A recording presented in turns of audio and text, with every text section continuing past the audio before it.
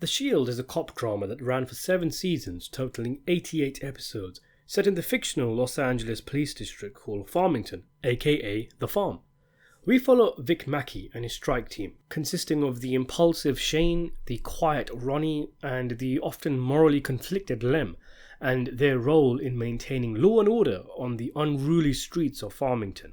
However, their extreme methods and actions often blur the line between gamesmanship and straight-up criminal behaviour, and illegal methods of theirs include robbing criminals, planting evidence, and torturing suspects, with Vic rationalising it as doing bad things for the greater good and protection of the team. And though Vic is clearly an anti-hero who has his good points, and fans of the show root for the man during the duration of the series, in a manner of speaking, if we find ourselves wanting Vic to succeed and to make it out alive and well by the end of the show, it could be argued that we've fallen under the same manipulative spell that Mackey puts on others, because ultimately, Vic is not a good man, and there's no better example of this than the very first episode, when Vic murders fellow cop Terry Crowley, who he knew was investigating him. No matter how much rationale Vic would pour into his actions over the course of the show, this moment defines Vic as a murderer who will do whatever it takes to save his own skin. Throughout the course of the series, numerous characters become aware of Vic's unseemly methods and try to take him down, from former captain of the barn, Acevedo, to detectives Claudette and Dutch, but he always seems to get off the hook. Enter Jon Kavanaugh. Kavanagh is an internal affairs detective who arrives onto the scene in season 5 and leads an investigation into Mackey and the strike team. With degrees in both criminology and psychology, Kavanagh is arguably the toughest foe the strike team ever faced in the show, often playing mind games with those around him like his chewing gum trick, relentlessly pursuing the strike team, trying to find any crack, any slip, any hole that he can dig for Vic Mackey. Kavanagh is one of the most fascinating characters in The Shield. His storyline was like sweet butter. I've reviewed each season of the show on this channel if you're interested in seeing them, and I mentioned in my review of season 5 that Kavanagh really raises the bar of the show, and I consider it the best season, with a big part of this being the character of Kavanagh and Forrest Whitaker's excellent portrayal of him. Determined, self-righteous, and goal-driven to the point of obsession, Kavanagh is so much fun to watch. All his weird tics and quirks really adds to the character, and it's exciting seeing his scheming become more harebrained and manic. One of my favourites being him setting up his office in the barn itself, in the same building Mackey works out of, displaying images of the fallen officer Crowley all over his board. The centre of Kavanagh's plan is to have Vic's friend Lem wear a wire after he's caught stealing heroin from a bust, and have him incriminate Vic. But Lem informs Vic of Kavanagh's plan, and the strike team try to buy time as they look for a way out for Lem. Through his prying of the strike team's meetings, Kavanagh quickly susses out that they know Lem's wired up. These kind of games between Kavanagh and Vic rack up in intensity as the season goes on, with their beef getting more and more personal and Kavanagh becoming more and more unhinged as his repeated attempts to take Mackey down are thwarted, culminating in Vic having an X-rated encounter with Kavanagh's ex-wife and taunting him about it. Kavanagh tries to return the favour, but Vic's ex, Corey, is disgusted by him. Eventually, Kavanagh's investigation collapses, with Lem making a deal with the district attorney and thus taking away Kavanagh's leverage over the strike team. Was Kavanagh a good guy? It's a tricky one. Certainly many of us love to hate him. He's just that kind of character, especially when he's up against the charismatic Vic Mackey. Whitaker himself was bemused by the fact that people would come up to him and tell him to lay off Mackey, and people supported Vic over his character. But the guy was trying to take down corrupt cops. As he says, Vic Mackey kills cops, he deals drugs, he beats suspects. It was Kavanagh who got closest to doing what the likes of Acevedo failed to do and take down Vic. But his methods, which started off rather unorthodox anyway, like pretending to have an autistic child to get closer to Vic's wife, became more and more unhinged as the show went on. Making a deal with incarcerated drug kingpin Antoine Mitchell to make Lem's life in prison under threat was really pushing it, even if in his own mind he would justify it as pushing Lem, incentivizing him to rat on his friends, and maybe, if we're being charitable, not actually wanting to put Lem's life in danger. He seemed to start off as wanting to hold the strike team to account from a sense of justice, and he had the grit to do it. But then he started playing by Vic's rules. As Vic said, "You just stepped onto an entirely new playing field. For your sake, I hope you know the rules of the game." And he subsequently becomes blinded by his goal, the ends justifying the corrupt means, becoming a kind of Ahab chasing the white whale. As Nietzsche tells us, "He who fights with monsters must take care lest he thereby become a monster. And if you gaze for long into an abyss, the abyss gazes also into you." It's season 6 in which Kavanagh really goes off the deep end. With Lem dead and Kavanagh's career stunted, he goes after Vic with one final charge, accusing him of killing Lem to stop him from testifying, getting Vic's former informant Imolia to lie about Vic's involvement in Lem's death, and breaking into Vic's home and planting false evidence around the house.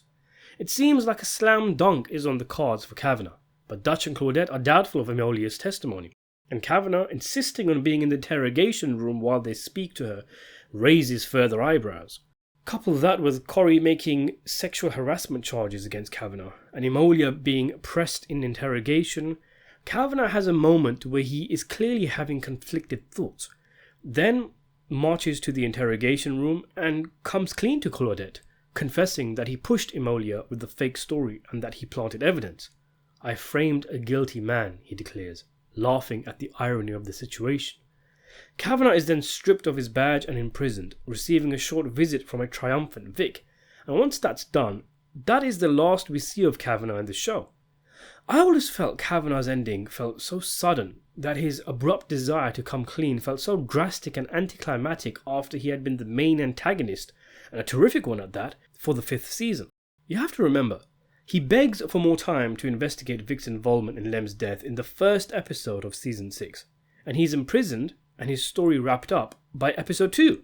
In my review of season 6, I mentioned that I thought surely he's going to come back. Surely there'll be one last game he'll play to get Mackey, or the guy who ended up being my favourite character will get a bit of screen time from his jail cell at least. But I was shocked to find that his story was over and done with so quickly. A terrific character, who had been the best thing about the previous season, only being in 2 episodes of the 6th, with it feeling like this was the start of a new storyline, but then it was dropped. He was like this relentless machine, then just gave up and became all esoteric out of nowhere and existential with Mackey in his final scene.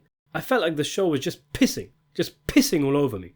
And in all honesty, it felt like there was some kind of behind the scene thing going on, like the actor, who of course is a notable film star, was too expensive, so they had him axed, or he was unable to commit to another season. And there is some truth in that, it seems. I've heard a lot of people say that Whitaker joined season 5, and then won an Oscar for The Last King of Scotland, so became too big for the Shield, so as a favour of sorts, came back for 2 episodes to close out the character's story. From what I gather though, that's not quite how it went down. It's a bit of a weird one. Season 5, as you may have noticed, at 11 episodes, is shorter than the previous seasons, which all had at least 13 episodes. The Shield creator, Sean Ryan, has said that this was done for a number of logistical reasons, but Forrest Whitaker had initially signed up to the usual 13 episode run. So he did what he was contracted to do, 13 episodes. It just so happened 2 of them were in a different season. In fact, season 6 was shot as the second half of season 5, just marketed and sold as a new season. So Whitaker didn't quote-unquote come back to film his scenes for season 6. He had already filmed them before he left to film The Last King of Scotland. It's possible that because he had signed on for the film role that his storyline had to be wrapped up quickly, but it appears 13 episodes is all he was ever going to do.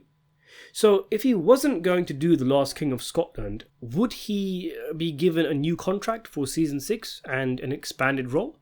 It's difficult to say, but entirely possible. But he had already shot his scenes for season 6 before he left the show and won an Oscar between season 5 and 6's release dates. This makes a lot of sense, because one of my complaints about season 6 was that what was the point of Kavanagh being in 2 episodes when those 2 episodes could have closed out season 5 instead? Especially seeing as though how season 5 is 2 episodes shorter anyway, and after Kavanagh leaves we get completely new storylines that are completely separate to what just came before. But it looks like, in a manner of speaking, those episodes were part of season 5. It doesn't appear the character arc of Kavanagh was affected by him bowing out in the beginning of season 6. Though plans with different characters changed and evolved over time, Kavanaugh's story achieved the initial intent.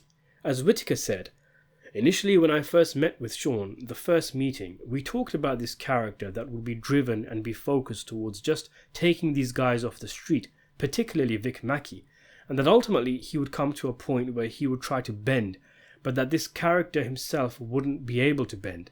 This character would break.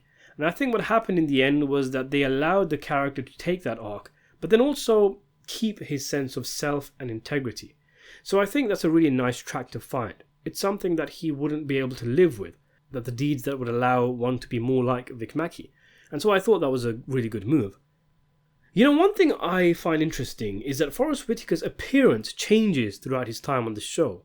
He initially looks like this big bear, a larger-than-life character with magnetic presence, but he becomes more leaner as the show goes on. He becomes clean-shaven as well, to the extent that the Kavanagh who ends the show looks pretty different to the one who started it. Again, I assume this must have been due to behind-the-scenes issues. Maybe Forrest Whitaker was preparing for a new film role and had begun working on his appearance for it, but it looks like the evolving look of Kavanagh was completely intentional, as Whitaker continued. It was decided in the beginning that the more he went after his goal, which was to get Vic off the street, the more hungry he would become, the more aggressive he would become, the more focused he would become, and I thought that would reflect itself in his physicality, that he would become more hard, more lean, more like a knife as the season went on.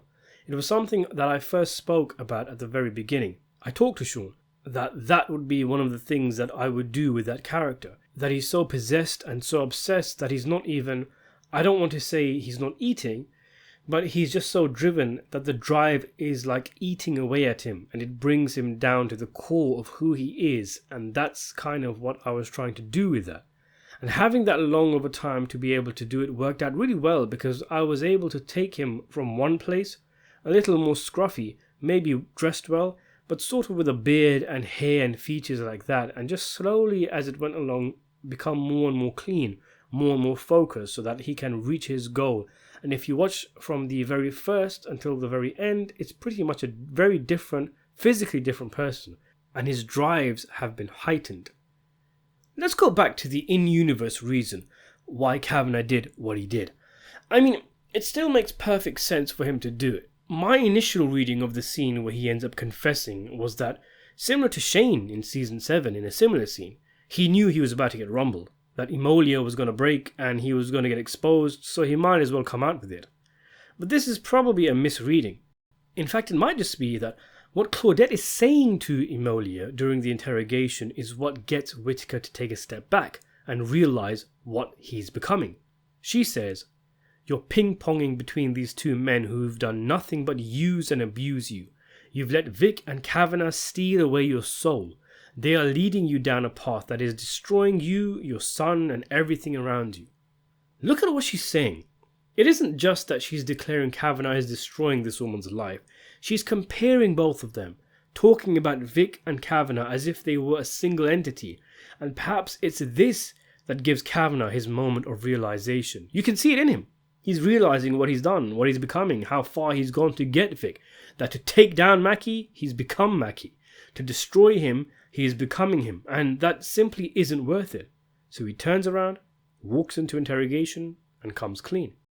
His subsequent scenes and lines reinforce the idea that he sees himself as a good man who was becoming evil, and he's happy that he can save himself from plunging all the way into the abyss.